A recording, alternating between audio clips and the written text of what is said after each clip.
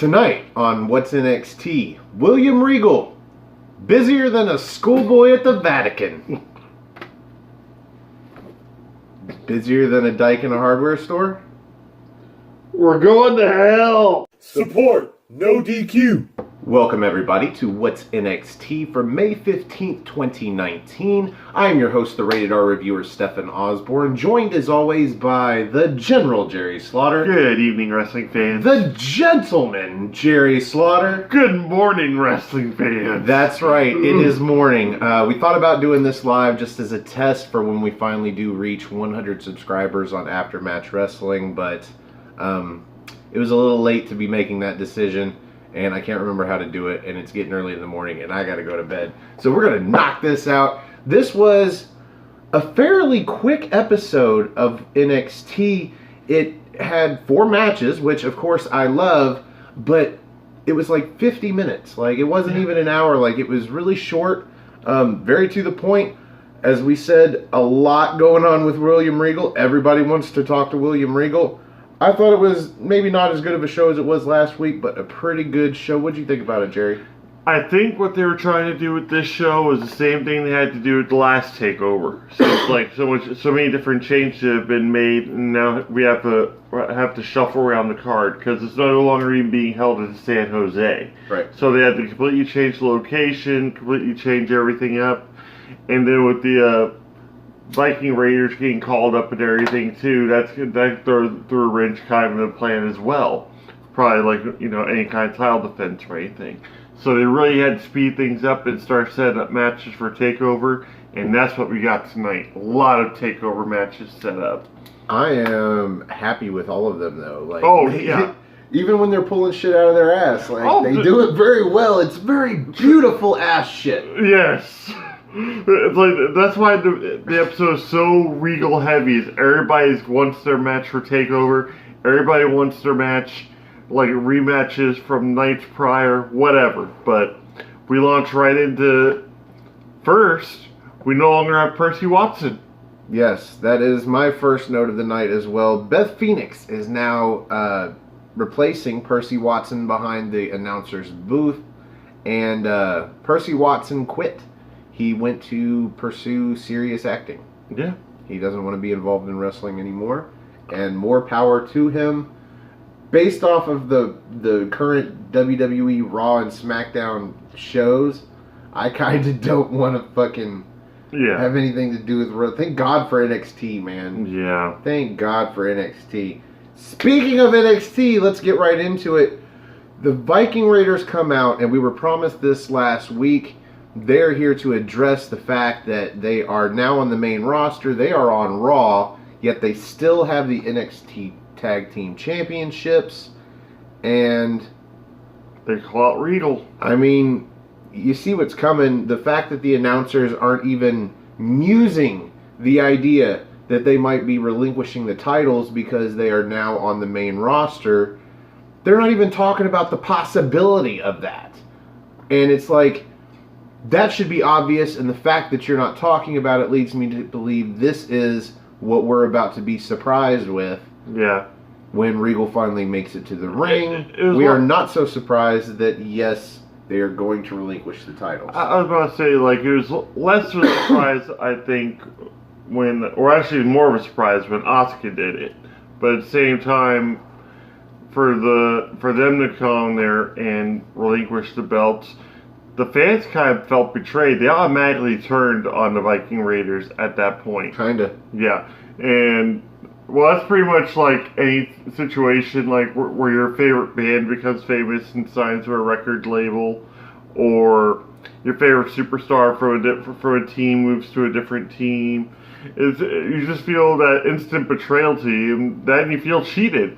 Like, you're not going to get any more title defenses out of them. Or will you? Or will you? So, right when they decide to hand the titles over to Regal, we hear the Street Profits music. Mm-hmm. Bow, bow, bow. They come out, and they said, whoa, whoa, whoa. We faced you guys a couple of weeks ago, and sure, we didn't win, but we showed we could win. Yeah. As the reason you're giving up the belts is so that you don't lose them to us.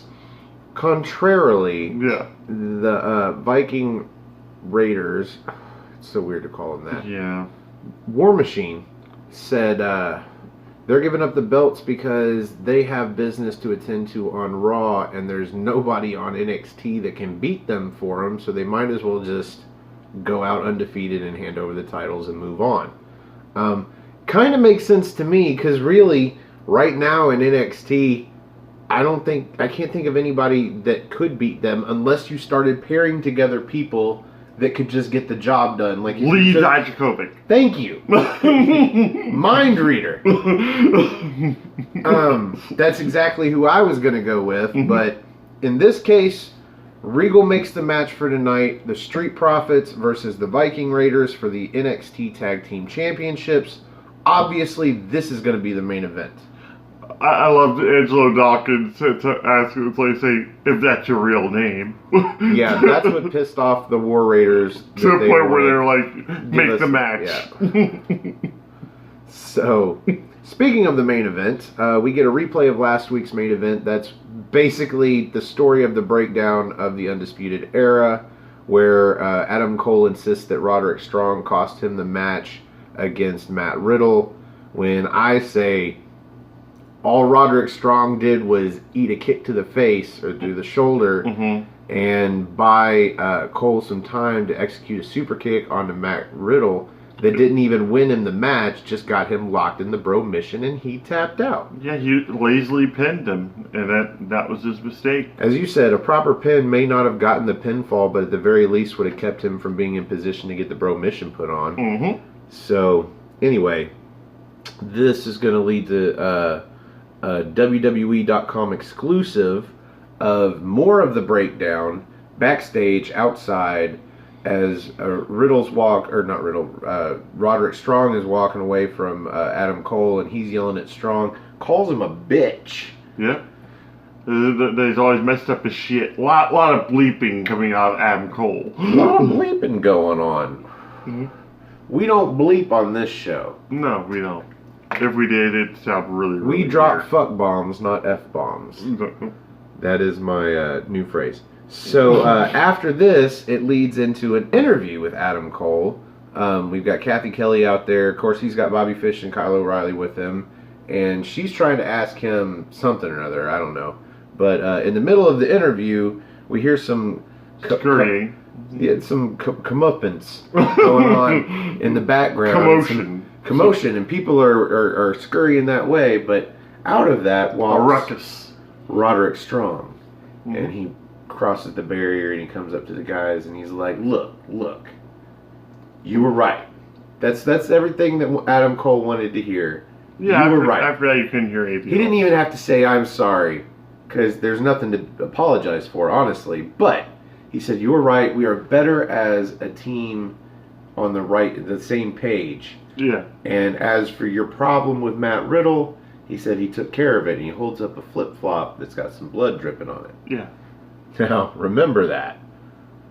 Because I'm like, what do you do? Break his nose? Maybe drop some nose blood onto the flip-flop? Who knows? Yeah. Who knows?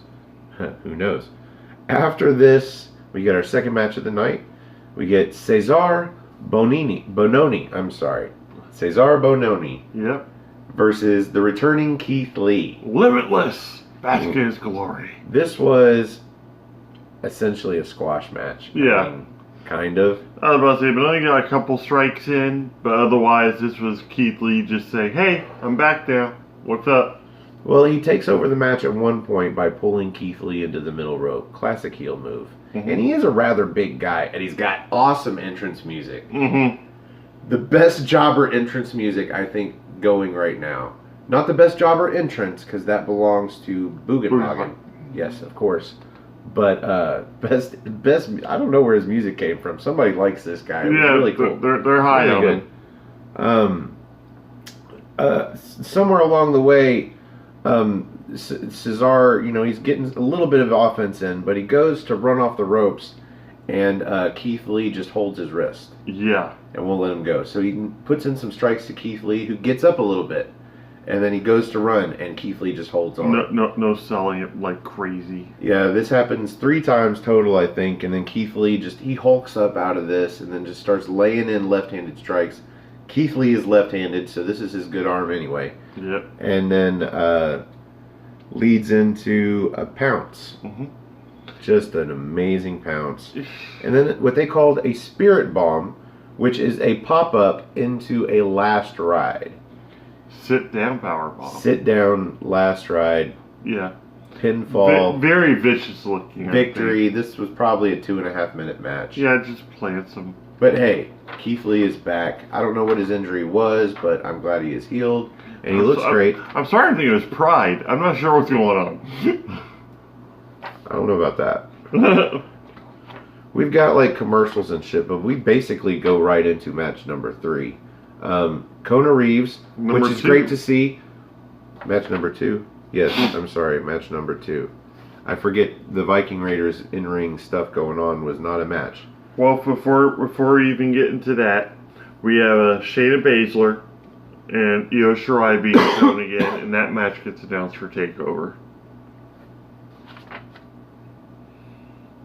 Yeah, so they replay Io Shirai attacking Shayna Baszler at the Performance Center. They showed this last week. Yeah. And then this leads into Kathy Kelly. She's outside of Regal's office. And she said she just talked to him and he has made it official. Yes, Baszler is going to defend against Io Shirai, the NXT Women's Championship at NXT TakeOver. And from here, the Forgotten Sons approach. Yeah. They're heading to Regal's office. Like we said, Regal's a busy man this evening. Yeah. Kathy Kelly stops them and she's like, do you mind if I ask why you're going to see Regal? And they say, well, the Street Profits are getting handed a tag title match tonight. And once again, we were, what's the word? Forgotten. They pulled a pretty vicious attack on the War Raiders just last week, and now they feel they deserve the title shot before the Street Profits do, and they're going to make sure tonight that they aren't forgotten again. Well, to be fair, the Street Profits were the ones that came out tonight and pissed off the Viking Raiders. Yeah, if Forgotten Sons had gone out there and said something, they probably would have been included in the matches too, but... They're just not good at saying very much. No, they're not. So that would have been a bad spot for them. Mm-hmm. Anyway, now we are on to Kona Reeves. It's like, who the hell are you guys? It's always nice to see Kona Reeves, but you know he's jobbing when the next guy out is Kushida. Oh, the time traveler coming out all up in his cosplay. Look at all Marty McFly. I have not very many notes for this match. A lot of stuff goes on. It's a little okay. Like the main thing for this match is the fact that Drew Gulak comes out and just watches the match. Yeah, that's my first and note. And thoroughly unimpressed like the rest of us. And he doesn't come to the ring or nothing. He just comes out to the stage and he stands there just looking unimpressed. The only thing of note in here that I really liked. Okay, so Kushida does do a handspring elbow, and they say he attributes that to his trainer or his coach Tajiri. Yeah. So that's his homage. But he also did this handspring where Kona Reeves went to run off the ropes, and Kushida chased him in and did the handspring and kicked Kona in the face. Yeah. That was great. Kona goes outside. And then Kushida goes up top and comes off with a swanton onto Reeves on the outside. And that was, like the top rope move. Yeah. And then from there, he goes in and he locks in that almost Kimura lock. The hoverboard. Yeah. But in a position like where he's hugging Kona Reeves like a guillotine would, Yeah. So Kona Reeves gets him up, goes for a suplex, he falls behind, eventually he puts the lock back on, rolls him in the ring to where he's on top of him like he does, and Kona Reeves taps out. I didn't expect anything different, honestly. And they show Drew Gulak getting ready to leave up on the stage, and he looks completely unimpressed, just It's not even. He doesn't even get a Pete Dunne shrug. He's completely echoing me, at least, and I would say a lot of this crowd, because it was just, It was there. Simple as that. Yeah, I don't think either guy looked good in this match, other than that handspring kick to the face. I've never seen that before, so dug that. But that was one thing, and the match was kind of short. Mm-hmm. So whatever. Backstage, we've got Bianca Belair dragging Kelly Kelly to William Regal's office. Kathy Kelly. Something like that. It would be nice to see Kelly Kelly back again. Anyway, we're not really sure why, but then she gets to Regal's office and Mia Yim's coming out.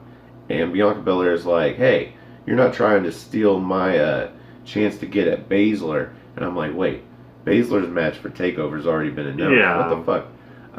But no, Mia Yim's like, no, I could give a crap less about that. What I want is a rematch with you because of the shenanigans from last week and blah, blah, blah. And I don't know if we're going to get this match. Ghetto talk, blah, blah, blah, yeah, it's right.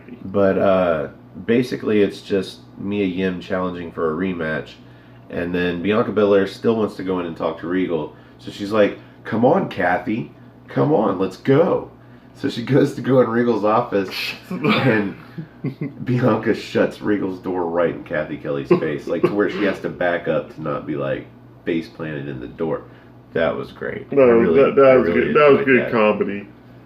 So we get another backstage vignette, whatever. Kind of the camera's just lurking around, and they see Johnny Gargano talking to Matt Riddle, who's got like his ribs are completely taped up with a pillow. Something. Yeah. Looks like he's getting ready to play Santa Claus. And then some ice on top of all of this wrapping. And I'm like, yeah, that's... Never mind. Anyway, and Johnny Gargano's talking to him, and then he goes towards the camera, coincidentally, and tells whoever's behind the camera, or interviewer, or somebody, he's talking about the Undisputed Era. And of course they just attack Matt Riddle, and Johnny Gargano knows that he's the champ and he's got the target on his back, and he is who the Undisputed Era is coming for next, but he is one step ahead of them. He has already signed a match through William Regal with Adam Cole for the NXT Championship. It's a lot of shit to talk. Well, I was about to say, is this also going to be setting up a match between Strong and Riddle, do you think, at TakeOver? Because that's him attacking him, yeah. I was about to say, that could set up for that, but then you also still have the chance for Dijakovic versus Velveteen Dream. So this card is already kind of stacking up. So you've got 4 matches with the titles, and then you've got the grudge match of Roderick Strong versus Matt Riddle. Mm-hmm. Boom. 5-card match. Boom. Just like that. Or 5-match card. Yes. Yes. In real world speak. Mm-hmm. So up next we've got Vanessa Bourne coming out with Aaliyah. She is facing Jessie, who apparently we've only seen once in the Mae Young Classic, and she got beat coincidentally by Conchi, who beat Vanessa Bourne to actually get into the Mae Young Classic. Yeah. Thank you, Nigel McGuinness. Well, he follows Vanessa Bourne very, very closely. I think anybody with eyeballs follows Vanessa Bourne very, very closely. Just saying. I like Vanessa Bourne. I like her whole presence. I like her viciousness. And I also like when she got into a ring and she chose that one corner to stand in. And just complete disregard for the announcer. Yeah, the announcer lady's in that corner already. And she's just like, what? And Vanessa Bourne's like, this is my corner. Kind of like Sheldon Cooper. Like, that's my spot. This is the spot. Just get out of my corner. And then she leans into her corner. I really have no notes for this match. It was okay for what it was, but Jessie was just out there as a jobber to make Vanessa Bourne look good. There really was nothing special about Jessie. And she doesn't even really have the right ring music or entrance music. It just nothing really clicks with this girl. And her name, just Jessie, I'm like, that's weird. When I hear just Jessie, like, because like you hear Uncle Jesse, you know who to think about. The just Jessie, like I think about that character in the Toy Story movie. Yeah. And I'm like, and she doesn't look like that at all. Although she is from Texas. Yeah. So you could put cowboy boots on her, and everybody would be like, cool, she's from Texas. It makes sense, right? Yeah. Nothing. And the But music she, doesn't but speak she, to she's Texas got this at like all. weird hip hop music playing. Nothing clicks with this girl. And so Jobber Squad. The only thing I really dug about this match was the European uppercutter that we saw. Yeah, we have Vanessa Bourne get a little bit of help somewhere towards the end of the match by Aaliyah. Aaliyah goes for the slap, and Jessie goes to block, but then she looks like, oh, you didn't hit me, and that's when the delayed slap happens. Yeah. That didn't come with a pinfall or anything, but Bourne does hit this wicked headbutt that sends, I think it sends Jessie off the ropes. Or no, it stuns her. Bourne comes off the ropes, and it's like she goes in for an uppercut, catches her around the neck, and swings her into a swinging neck breaker. It's really great looking. I love it. We didn't get a name for this, but I'm sure it will get one. She gets the pinfall. 1, 2, 3. I pretty much figured Vanessa Bourne was winning. Oh, this. yeah. What are they going to build Jessie towards? Nothing. Lower card, nothing. Especially after last week with Candice LeRae and what was it? Casey Catanzaro beating two of them. Yeah. So she needed to win. Yeah. So next we have the main event, ladies and gentlemen. The Street Profits versus the Viking Raiders for the NXT Tag Team Championships. And this is NXT TV. Yeah. I can't say I'm surprised by the end of this match. No. In fact, I can say that I called it before the match even started, and Jerry agreed, and there was no other outcome that we saw, and this is exactly what it was. We will get there. I've got actually kind of a half a page notes on this, but before I go spot for spot, what did you think about the main event, Jerry? I thought it was what it was. As much as I hate saying it is what it is, it was what it was. And pretty much, instead, like, this match had a completely different feel than the last one. Absolutely. Because the last one had a big fight feel to it, whereas this time the Viking Raiders came out to little to no fanfare because the fans are pissed at them at this point. Street Profits are hyped up naturally because they're being billed to possibly take the belts off of the Viking Raiders before they leave. But this match didn't get off nearly as quickly as the last one because you had Montez Ford flying halfway across the ramp to knock them out, like on their way down to the ring. Yeah. But that didn't happen this time. Nope. In fact, the Viking Raiders were the ones that tried to get this match ended early. Mm-hmm. Didn't happen, but we checked the clock before this match started because we knew it was a short show, and this was the fourth match, plus we had the in-ring segment. I'm like, and it was given like 10 minutes, which I was like, okay, enough maybe. enough to fill like with the main spots, and then enough room for whatever else may happen at the end of the match. But not enough time for the Street Profits to believably beat down the Viking Raiders and get a pinfall. Pretty much, you need about at least a 15 to 20 minute match for that. So really my question going into this is, at the end of this match, when inevitably the Viking Raiders retain, are they still going to relinquish the titles, or are we going to see them defend them? Yeah. Again. So let's start in from the beginning. Like I said, the Viking Raiders try to end this early. They go for that Viking experience on Montez Ford, but Angelo Dawkins ends up spearing, I think it's Eric now instead of Rowe. Yeah. And Ford rolls up Ivar, who was formerly Hanson. Yes. So he gets a near fall off the roll up. He goes for another fruit roll up, gets a near fall off of that. Let's see, Ivar and Angelo trade these cartwheels, like where Angelo got the tag and he goes for the lariat, but Ivar cartwheels around it, and so he goes for a lariat, and Dawkins cartwheels around it, and then they end up cartwheeling around each other's cartwheels. Yeah. I've said that word way too many times. This show is actually cartwheel heavy. Yes, the only thing that happened more times on this show than a cartwheel was them referencing somebody going and talking to fucking William Regal. Like we said in the cold open, William Regal got a lot of action on this But show. the first thing that came to mind when by the end of this episode was like an episode of Scrubs, where Dr. Kelso has that one day a year where everybody comes and visits him and asks him for things, and he doesn't say no to people.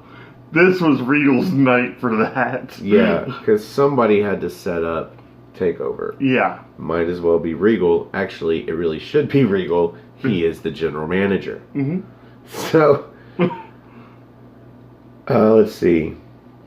Dawkins hits a spine buster, wicked spine buster, and Ford with that immensely high frog splash lands. I think it was on Hansen. Yeah. Near fall.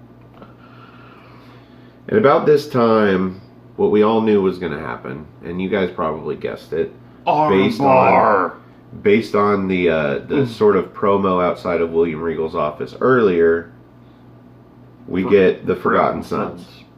They come out. They cause the disqualification. Automatically starting shit with Hansen on the outside of the ring. But it wasn't just them. Eventually, Oni Lorcan and Danny Burch, they come out and they add into the chaos. And then, oh my God, Ivar does this senton off the apron into all three Forgotten Sons. And then, let's see, somewhere... Ford goes to the top rope to try for something. And in the ring, Montez Ford goes up to the top rope, but he's looking out to the outside to this pile of people. Meanwhile, there's still, what's his name now? Eric in the ring. And he catches Dawkins by the ears on the inside, by the head. And from this, we get the famous Montez Ford scream. Yes. And I would put a cutaway, but one was enough of that. Just think of the scream. I was about to say, pretty much, not since Norman Smiley has there been a better scream, because it's almost synonymous now, Montez Ford. You kind of expect to hear it out of him. Now that move that the Viking Raiders did, where just Rowe picks up Hansen and does like a butt first into the corner, and that's where we got the initial Montez Ford scream. They did that, but to Dawkins, and you commented earlier, I wonder if we're going to get the scream. Nope, Dawkins not going to scream like that. Nope. Anyway, so I have no idea what that note is. Yeah, there's the scream. So Dawkins catches Eric while Eric's got Ford by the head. So he clubs him in the back, but then puts him up in that electric chair. And Ford comes off the top rope. We see the blockbuster out of that. Pretty much, I call it the drop. That was sweet. And what happens is Ford covers him and Dawkins does a quick, or maybe the other way around. Yeah. They do a quick pinfall that doesn't count, obviously. The match was thrown out. And even if it did, it was quick. It was really 1, 2, 3. quick. 1, 2, 3. So they go to leave. And then the Viking Raiders, they do that springboard clothesline into the German suplex onto Burch. And then they pick up Oni Lorcan and they lawn dart him over the top rope into everybody on the outside, except for one person. That is Wesley Blake, who's still in the ring. They pick him up and they finally complete a Viking experience. And then they stand tall for a little while. The crowd is back on their side because they just wasted away everybody. And they're doing this thing, there's really no not doing this when they're doing it. And then they lay the belts down in the ring. And bow to end the show. And this certainly looks to me like they are going to go ahead and vacate the titles. So maybe we'll get a triple threat tag team match. Or they'll add another team and we'll get a fatal 4-way tag team match. Or who the fuck knows? But it really does look like the War Raiders have vacated the titles. Because they just showed that they decimated everybody in the tag team division. As if their name wasn't redundant enough, do Raiders actually leave behind gold? the whole thing. That is a good point. I mean, I don't think it would be that bad on their schedule to show up for NXT tapings until they can figure out a way for somebody to take the titles off of them, or maybe they want them to look strong coming out of NXT. I was like about to Asuka say did. the main rosters need tag teams bad, but at the same time, if there's really no tag teams to face off against at this point, we made that pretty much clear on the predictions video. So, yeah. This is fine. I'm okay with this. We'll have vacant titles until NXT Takeover, and I'm sure In 2 next weeks. week. Yeah. I'm sure next week we'll get an announcement as to how they're going to determine the champs. So that would be cool. But that brings us to the end of the main event, and here on What's NXT, we rate the main event using the General's 5-star rating system. And Jerry, you always go first. How do you rate tonight's main event? 3. There wasn't really a lot going on. We pretty much like when you and I can actually call a match before it even starts off. It kind of tunes me out just that much more. But at the same time, I wanted to see what the breakdown was going to be, and even then, the breakdown was what we thought it was going to be. Forgotten Sons coming in and interfering in the match. Yeah, but all of the follow-up was really cool. Yeah, it was neat. And the match itself was pretty cool. It was neat for a setup and everything, but after seeing what we got that last time between the the Viking Raiders and Street Profits, this match really didn't impress me. So, yeah, I do get a setup for another match, but execution-wise, yeah, I'd still give it about a 3. And I'm excited to see what's going to happen with the belts, but not the greatest send-off, I don't think, for the Viking Raiders. Granted, they get to leave on their own terms, but Well, I was neither here nor there with the main event tonight. Well, I agree with everything you said, but also, like I said, it was fun and it was really cool. Like, the match was cool, the aftermatch was cool. I mean, you had a moment with the bow. This might be the last time we see them on NXT. Yeah. I'm going to be generous and go with 3 1/4. Okay. I was about to say, this to do a lot of great setup and everything, but If the match had been another 5 minutes and had an actual ending, even if the War Raiders had won. if they had won and set laid down the belt, I would have been okay with that too. But at the same time, that would have actually taken more steam off the Street Profits. This was the only way to actually keep the tag division interesting, but also send the War Raiders out on a proper note. So, Like, this was good, not great. I would call it like a B- show. Like, I mean, Yeah. better than average, but for NXT, it was, last week was really good. This was good. the elite rating wise, I'd probably give it about a C. Ooh, dang. That's pretty harsh. Well, like basically, yeah, we got a lot of like more or less squash matches, like in between a bunch of segments to set up for NXT Takeover 25. But at the same time, a lot of setup for it, and I'm already getting hyped for it, and it's only been one episode. Yeah, we got 4 matches and an in-ring promo to set up the main event. Mhm. Like, I couldn't ask for more. Like, the worst I could give it is a B-. And that's why I gave it a B-. All right. Good, not great. Yeah.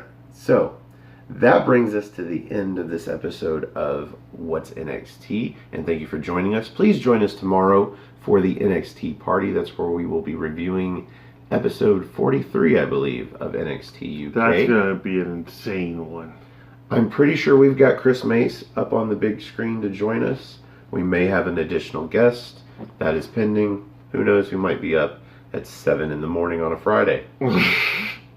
But if you would like to join us on the big screen at 7 in the morning on a Friday and help us review a future episode of the NXT UK, Yeah. come have a spot of NXT with us. You can find me on Twitter. Go to nodq.com/Stefan. That's STEFAN. Or if you just want to find me on Twitter, it's at Stefan R. Osborne, OSBORNE. As always, the R stands for restricted. You can also find the gentleman on Twitter as well. No DQ General, and also on my Facebook group Armbar, all capital ARMBAR Exclamation point. Just join up with us there for a bunch of discussions and Memes. memes. Yeah, I try to keep it like less about memes, but it's almost unavoidable, and there's so many great ones now because the WWE product is so shit. So people have figured out a way around the Ronda Rousey or whomever for favorite wrestler. They just don't answer. Yeah, pretty much. Don't answer favorite wrestler. Yep. And I'm like, hey, I got no reason not to let you in. Yep. Boom. Done. But if you're not active, you'll get kicked Oh, out. yeah, if you're not active and I see it after about a month or two, I would say, then you're gone. Speaking of being active, segue. If you like this video, you should click the like button that's underneath me. If you like all of our videos, you should probably click the subscribe button that's underneath Jerry. And find us on our YouTube page, Aftermatch Wrestling. That's all one word, AFTERMATCH, Aftermatch Wrestling. That's where these videos go first, something like a half a day usually before they show up on No DQ. They also are in HD. Yep. And we also have bonus content with our guests that we usually have on the NXT party, and sometimes we'll just have bonus videos of just random shenanigans. Yeah. I foresee a lot of random videos of shenanigans heading into Toronto. Oh, there's a lot of controversial topics on the Rated R Report, so come join us for that. Yeah. And if you subscribe to Aftermatch, click that bell icon, because that will let you know when we go live with What's NXT. We thought about doing that tonight, but we're going to save that for 100 viewers. That's our goal, or 100 subscribers. Yeah. Excuse me. Yes, our small goal of 100. We are at 77, so we are getting there slowly but surely. Thank you to everybody that subscribed. Please share this video. Go on to Aftermatch, click the video, share it with your friends that like NXT or NXT UK. Maybe they'd like to join us for a spot of NXT. Help us review NXT UK. Yeah. Or just come on and do a Rated R report or predictions for an NXT takeover. Just come hang out with us. That's all we ask. Yeah. We're lonely. Yeah. We're looking for new members for hashtag NoDQNXTeam. Hey, you nailed it. Yeah, I do that occasionally. Yeah. I think that's all the plugs. Yes, it is. So, for the General Jerry Slaughter, I am the Wizard of No DQ, Stefan Osborne. Thanks for joining us, and we will see you NXT time.